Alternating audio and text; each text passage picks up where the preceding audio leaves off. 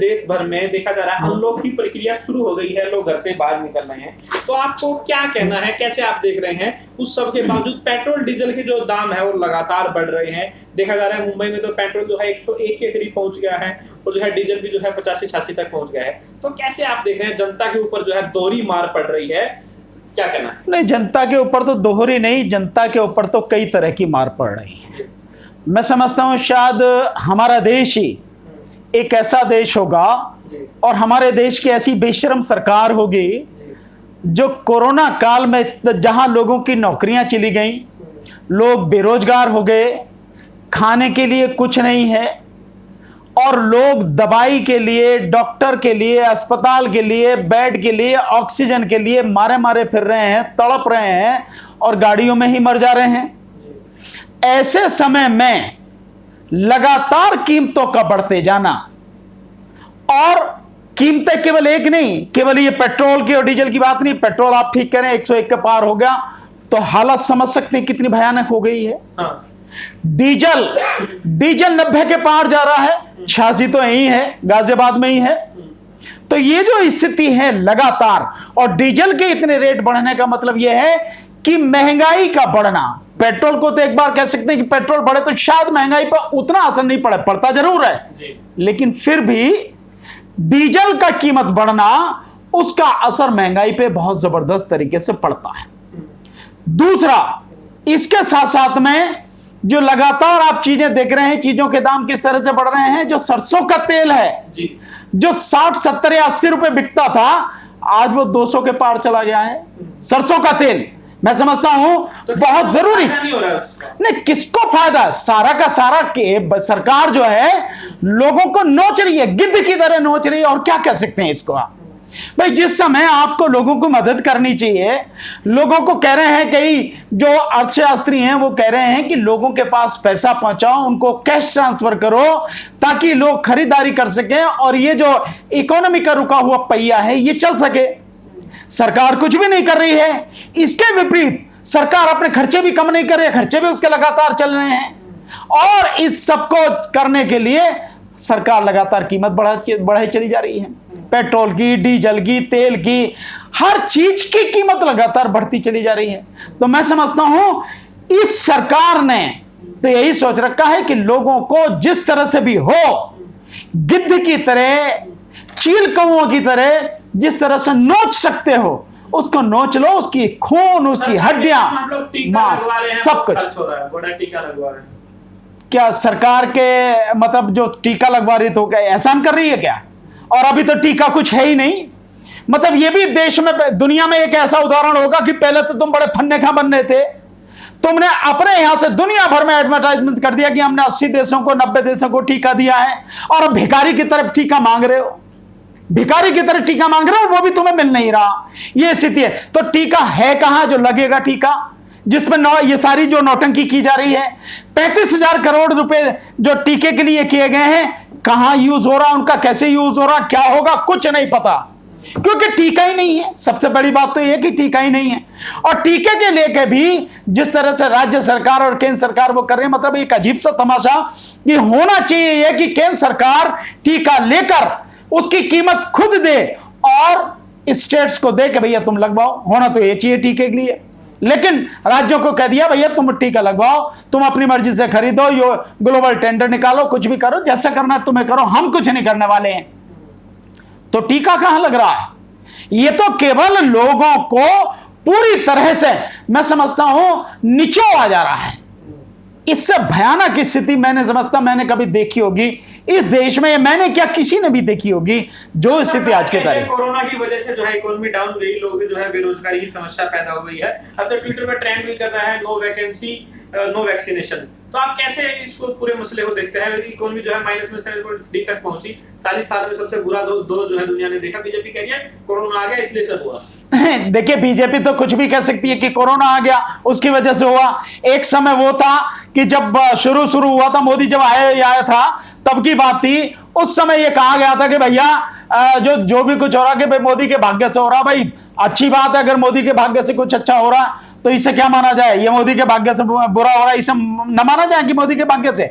या जो भी कुछ अच्छा होगा वो तो मोदी की वजह से, और जो कुछ बुरा होगा वो जनता की वजह से होगा, ये माना जाए क्या? ये उसके भाग्य का नहीं।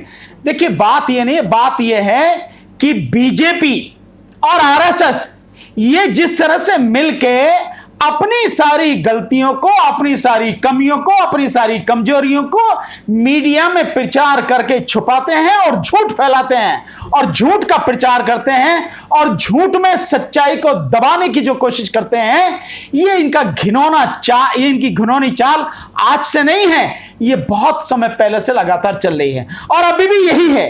कोरोना की वजह से इकोनॉमी डाउन हुई, तो कोरोना से पहले इकोनॉमी की क्या हालत थी जरा बताना? कोरोना से पहले जो इकोनॉमी की हालत थी, मैं समझता हूं उस समय इकोनॉमी की हालत यह थी कि दुनिया में, भारत में पिछले 45 साल में सबसे जो मतलब ज्यादा बेरोजगारी इस 2019 में थी, जिस समय तक कोरोना आया नहीं था। यह स्थिति सारे आंकड़े सबके सामने, कहीं ऐसा छुपा हुआ तो कुछ है नहीं। ये जो लगातार डाउन है, और मैं ये मानता हूं कि ये बाकायदा एक साजिश के तहत किया जा रहा है, लोगों को भिखारी बनाया जा रहा है, लोगों को आर्थिक रूप से कमजोर बनाया जा रहा है, लोगों की कमर तोड़ी जा रही है पैसे से, और लोगों को शिक्षा जो है वो पूरी तरह से ध्वस्त कर दी गई है। आज की तारीख में आप देखिए, जब सरकार के सारे डिपार्टमेंट खुल सकते हैं, सरकार चल सकती है, सब कुछ हो सकता है, जो सेंट्रल विस्टा प्रोजेक्ट है उस पर काम चल सकता है, हर कुछ हो रहा है, तो स्कूल क्यों नहीं खुल सकते, कॉलेज क्यों नहीं खुल सकते? लेकिन स्कूल बंद, कॉलेज बंद, यूनिवर्सिटी बंद, परीक्षाएं बंद, सब कुछ बंद, और जैसे चाहो इसको, जो बच्चों की शिक्षा उसका जो करना चाहो कर दो। बेड़ा गर्क तो किया ही जा चुका है, निजीकरण के लिए नई शिक्षा नीति बनाई जा चुकी है। तो ये सब कुछ जानबूझ के खूब रैलियां, इलेक्शन खूब हुए, रैलियां आप देखिए ना, इलेक्शन खूब हुआ, कुंभ हो सकता है, इलेक्शन हो सकते हैं, मंदिर बन सकता है, सब कुछ हो सकता है, लेकिन स्कूल और कॉलेज नहीं होंगे, दवाई नहीं होगी, डॉक्टर नहीं होंगे, अस्पताल नहीं होंगे। क्या कहना है? यूपी में चुनाव होने वाला है, बीजेपी किस मुद्दे के साथ जाएगी? हिंदुत्व का मुद्दा होगा, विकास का मुद्दा होगा, कैसे आप देख रहे हैं? क्योंकि यूपी के अंदर अभी जो है प्रक्रिया चल रही थी, कहा जा रहा था कि संघ और जो है बीजेपी है बड़ी नाराज है योगी जी से, और योगी जी ने विजय जन्मदिन पर उन्हें जो है बधाई तक नहीं दी योगी को, और अभी जो है नमामि गंगे का जो पोस्टर आया है उसमें से जो है योगी जी ने मोदी जी का फोटो हटा दिया है। तो जो नुरा कुश्ती चल रही है जो आपस में, इसको आप कैसे देख रहे हैं? नौटंकी है और कुछ नहीं है, ये लोगों को मूर्ख बनाने की नौटंकी। ये एक तरीका है उनका कि भाई इस तरह से ये सब कुछ किया जाए ताकि लोगों को ये लगे नहीं भाई संघ वाले तो बहुत कुछ कर रहे हैं, संगठन वाले कर रहे हैं, पार्टी भी सब कुछ कर रही है, और ये नहीं करोगे वो नहीं करोगे। क्या अकेला योगी जिम्मेदार है? मोदी जिम्मेदार नहीं है, अमित शाह जिम्मेदार नहीं है, मोहन भागवत जिम्मेदार नहीं है। जो भी स्थिति घटी है इसके लिए संघ भी उतना ही जिम्मेदार है, बीजेपी भी उतनी जिम्मेदार है, और इनके बाकी संगठन भी सब उसी तरह से जिम्मेदार हैं। तो कहां यह है स्थिति? तो ये सब एक नौटंकी है। रही बात इसकी क्या लेके जाएंगे, मैं समझता हूं जो सर्वे आ रहे हैं, कुछ सोशल मीडिया के साथियों ने सर्वे कराया है, जिसमें एक लाइव टीवी का भी सर्वे है, एक आप उसका देखेंगे ललन टॉप का भी सर्वे है, और एक DS4 वालों ने भी सर्वे कराया है। हर एक में, ललन टीवी वाले में 81% से लेकर 71% लोग कह रहे हैं कि किसी हालत में बीजेपी नहीं आ सकती। अगर आप उसको देखेंगे DS4 का, तो उसमें 93% लोगों का कहना है कि मतलब किसी हालत में नहीं आ सकती है। कई लोगों का तो कहना यह है कि जमानत जब्त हो जाएगी, यह स्थिति है।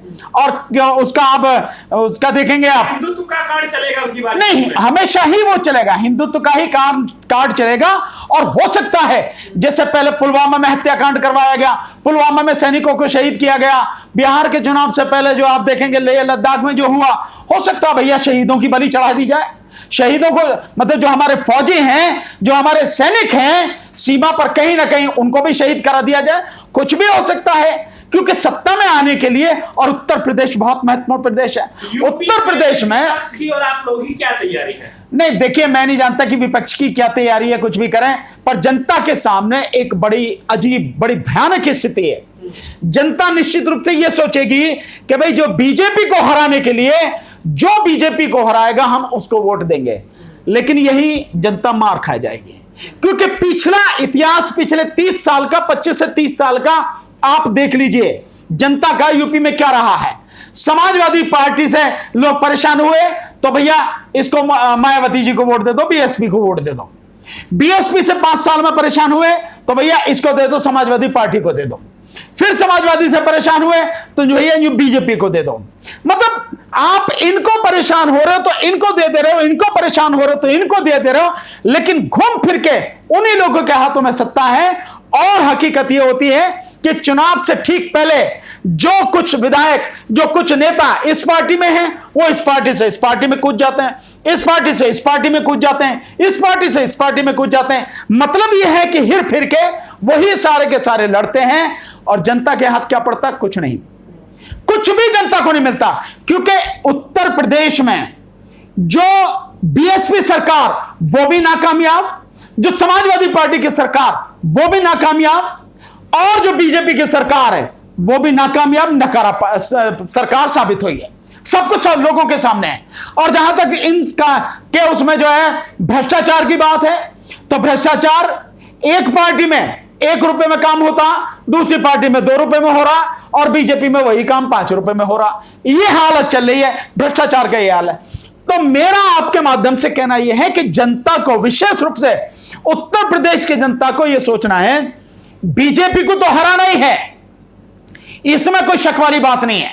क्योंकि बीजेपी का नंगा चेहरा आपने देख लिया, और किस तरह से आपकी मौत पे वो शांत बैठी रही। आपको ना दवा दिला सकी, ना डॉक्टर दिला सकी, ना बेड दिला सकी, ना अस्पताल दिला सकी, और ना ही ऑक्सीजन सिलेंडर दिला सकी। ऑक्सीजन का 250-300 रुपए का सिलेंडर आपने 50,000 रुपए में खरीदा, 55,000 रुपए में खरीदा, 90,000 रुपए तक में खरीदा। जो दवाइयां हैं, जो 1,000 रुपए की दवाई हैं, 1,500 रुपए की दवाई हैं, वो 30-30, 50-50,000 रुपए में खरीदनी है, सबके सामने है। तो बीजेपी को तो वोट देना ही नहीं, इसको तो हराना ही है। लेकिन सोचना यह है कि इसको हराना है, पर देना किसको है? क्योंकि तुम्हारे सामने सबका अनुभव है। ये सारे के सारे जो अनुभव हैं, ये सारे इनको ध्यान रखना, भूल नहीं जाना। अन्यथा तुम बीजेपी को हरा दो, कोई बात नहीं, बीजेपी को हरा दिया, लेकिन तुम जिसको भी जिताओगे, ये जो चाहे सपा हो चाहे बसपा हो, फर्क कुछ नहीं पड़ने वाला, तुम्हारा कुछ भला नहीं होने वाला। क्योंकि ये सारे के सारे वही लोग हैं, सपा वाले, बसपा वाले। जब नोटबंदी आई तब ये चुप रहे, ये वही लोग हैं। जिस समय सीए एनआरसी का मामला चला तब ये चुप रहे, जिस समय मॉब लिंचिंग हो रही तब ये चुप रहे, जब सीए एनआरसी के उसमें दिल्ली दंगे हुआ और बेगुनाह लोगों को गिरफ्तार करके आज तक भी 2000 से ज्यादा लोगों को जेल में ठूसा गया, तब भी ये लोग चुप रहे। और इसके साथ साथ अब जब ये कोरोना काल चला, लोग मर रहे हैं, तब भी ये लोग चुप हैं। तो ऐसे लोग, और क्यों चुप है? क्योंकि उन्हें मालूम है अगर कुछ भी होगी तो मोदी सरकार आपकी जो फाइलें उन्हें खोल देंगे, आपको गिरफ्तार करके जेल में डाल दिया जाएगा। इस दौरान जो है, अगर देखें समाजवादी पार्टी फिर भी थोड़ा सक्रिय है, लेकिन मायावती, बीएसपी तो बिल्कुल शांत है। ऐसा लग रहा है कि शायद जैसे गठबंधन की सरकार चल रही है, बिल्कुल शांत है। सिर्फ जो है ट्विटर पर 1-2 ट्वीट किया और जो है मीडिया को थोड़ी बहुत बाइट दे दी, अपना जो है खाना पूर्ति वाला काम चल रहा है। इसको आप कैसे देखते हैं? विपक्ष की एक बड़ी नेता है, मायावती तो बिल्कुल शांत है, क्या लाचारी है? नहीं, मैंने तो बहुत पहले कह दिया, मायावती जी जो है इस समय जो बीजेपी जैसे चाहेगी वैसे करेंगे, लगातार वो कर रही हैं। क्या डर है ये भी सब लोगों को मालूम है कि क्यों डर है, क्या कहानी है। लेकिन हकीकत यही है कि वो बीजेपी के इशारों पर इस समय काम कर रहे हैं और कुछ नहीं। बीजेपी की टीम की तरह ही काम कर रहे हैं, बहुत सीधा सा है, जो उनके वक्तव्य में उससे साफ जाहिर होता है। दूसरी बात, जिस समाजवादी पार्टी की बात करो, समाजवादी पार्टी भी क्या कर रही है, उनके जो कुछ लोग हैं, जो बहुत सक्रिय लोग हैं, बस वही कहीं प्रदर्शन थोड़ा बहुत कर देते हैं, कहीं 20, 50, 100, 200, 50, 500 लोग लेके वो प्रदर्शन कर देते हैं। बाकी लीडरशिप क्या कर रही है? मैं नहीं मानता कि कुछ वो लीडरशिप है कुछ कर रही है। हाँ, ये अलग बात है कि भैया किसान आंदोलन चला, और किसान आंदोलन में जो 26 जनवरी के बाद में जो घटनाक्रम बदला, और उस समय जब महेंद्र सिंह टिकैत जी, जिस समय राकेश टिकैत जी, उनको जिस तरह से घेरा गया और उनके आंसू निकला, और उसके बाद जो सारा बदलाव हुआ और पश्चिमी उत्तर प्रदेश पलटा, उसके बाद में जो किसान पंचायत उत्तर प्रदेश में हुई है, तो जयंत चौधरी जी के साथ में जो किसान पंचायतें अखिलेश यादव जी ने अटेंड किया, वो तो एक अलग बात है। अन्यथा उसके अलावा क्या किया है? उसके अलावा मुझे बताइए कि कोई काम किया हो? मुझे तो नहीं लगता कि कहीं ऐसा कुछ काम किया है। जिस तरह से उन्हें अटैक करना चाहिए था, जिस तरह से वो मुख्य विपक्षी पार्टी हैं, जिस तरह से हमलावर होना चाहिए था, सड़क पे निकलना चाहिए था, लड़ना चाहिए था, ऐसी लड़ाई मुझे तो दिखाई नहीं। आप बताओ, आप लोग क्या ऑप्शन दें? नहीं, देखिए ऑप्शन बहुत सीधा सा है। हम ऑप्शन देंगे, हमारी पार्टी है राष्ट्रीय जनहित संघर्ष पार्टी, लोग जानते हैं, सबको मालूम है, और हम लोग उत्तर प्रदेश में सभी 403 विधानसभा सीटों पर चुनाव लड़ेंगे। आपने इन सबको बसपा इनसे कोई गठबंधन नहीं, बिल्कुल देखिए, बसपा से तो गठबंधन होने का कोई मतलब ही नहीं है, बहुत सीधी सी बात है। समाजवादी पार्टी, क्योंकि समाजवादी पार्टी जब चुप ही बैठी है और समाजवादी पार्टी किसी तरह से लोगों से गठबंधन करने की कोई कोशिश ही नहीं कर रही, लोगों को जोड़ने की कोई बात ही नहीं कर रही, तो ठीक है, उन्हें जो कर रहे हैं वो उनकी बात है, और ये आगे वक्त बताएगा कि क्या होना चाहिए, क्या नहीं होना चाहिए, कैसे किया जाएगा। अभी भतेरा काफी समय है, उस समय की क्या परिस्थिति होगी उस समय देखेंगे, क्या करना क्या नहीं करना। लेकिन जो भी जनहित में होगा, उत्तर प्रदेश के पब्लिक के हित में होगा, वो निर्णय हमारी पार्टी लेगी, और हमारी पार्टी पूरी ताकत से इलेक्शन लड़ेगी। हमारी पार्टी राष्ट्रीय जनहित संघर्ष पार्टी जिस तरह के सामाजिक समीकरण हैं उत्तर प्रदेश में, उन सबका ध्यान रखते हुए और अच्छे, ईमानदार और कर्मठ लोगों को निश्चित रूप से आगे बढ़ाने का काम करेगी, उनको जिम्मेदारी देगी। तो मैं तो यही कहूंगा कि हमारे साथ में जुड़िए और उत्तर प्रदेश में एक नया बदलाव लाएंगे। क्योंकि आप ध्यान रखिए, सबको देखा हुआ, फिर दोबारा से मैं कह रहा हूं, बीजेपी को देख लिया, सपा को देख लिया, बीएसपी को देख लिया, आपके किसी काम के नहीं है, समय पर बोलते नहीं है, और बीजेपी वाले तो बिल्कुल लोगों का नरसंहार करने में तुले हुए हैं। यह स्थिति है। तो हमारा साथ दीजिए, हमारे साथ जुड़िए और उत्तर प्रदेश में एक बदलाव लाइए। योगी जी को हटा पाएंगे आपकी बात? 100% योगी जी का तो कहीं मतलब ही नहीं है। योगी जी और ये जो सारे, मुश्किल से 8% लोग इनके साथ में उत्तर प्रदेश में। आज सर्वे करा लीजिए, आप इंडिपेंडेंट सर्वे करा लीजिए, 8% से ज्यादा इनके पास में लोग नहीं है जिनकी बात आप कर रहे हैं। तो बाकी जो 90 से 92% जनता है, वो तो इनके विरोध में है। वो इन्हें निश्चित रूप से न केवल हराएगी, बल्कि इन्हें तबीयत से सबक सिखाएगी इस बार। अच्छा, जिस तरीके से जो बीजेपी है हिंदू मुस्लिम का कार्ड खेलेगी यूपी में, तो आप यूपी की जनता को क्या मैसेज देना चाहेंगे कि ये हिंदू मुस्लिम के कार्ड से वो कैसे बचे? नहीं, देखिए, मैं तो बहुत सीधा से कह रहा हूं, हिंदू मुस्लिम का कार्ड वो निश्चित रूप से खेलेगी। और अगर आप देखें तो छुटपुट घटनाएं हो भी रही। ये छुटपुट घटनाएं जो हैं, जैसे अभी कल की बात है, हरियाणा की बात है, कल परसों की हरियाणा की बात है, उसमें जो करनी सेना के कोई है, वो जो जिस तरह से मुसलमानों को गाली दे रहे हैं, और वहां पे एक व्यक्ति की जिस तरह से हत्या की गई है नौजवान की, और उस हत्या को सही ठहरा रहे हैं और कह रहे हैं कि भैया हमने मारी, जिसने जो करना कर लो, और घर में घुस के मारेंगे, वो जो सारी चीजें हैं। और इससे पहले मुजफ्फरनगर में भी हुआ है, इससे पहले उत्तर प्रदेश में एक जगह और हुआ है। तो ये हिंदू मुस्लिम का कार्ड तो निश्चित रूप से चल रहे हैं, और काशी और मथुरा का वो भी आप देखेंगे मामला, उसको भी हवा दी जा रही है, उसको भी लगातार किया जा रहा है। तो हिंदू मुस्लिम तो उनका मेन मुद्दा, उन्हें मालूम है कि इसके अलावा उनके पास कुछ नहीं है। पर मैंने जो आपको बताया, हिंदू मुस्लिम के अलावा यह भी हो सकता है कि किसी भी तरह से जो हमारी सेना है, जो हमारे फौजी हैं, वो जो सैनिक है हमारे, उन्हें भी मरवाया जा सकता है। वो भी एक भावना जो है, देशभक्ति की भावना, या इस तरह का माहौल क्रिएट किया जा सकता है कि ताकि लोग उस रौ में बह जाएं।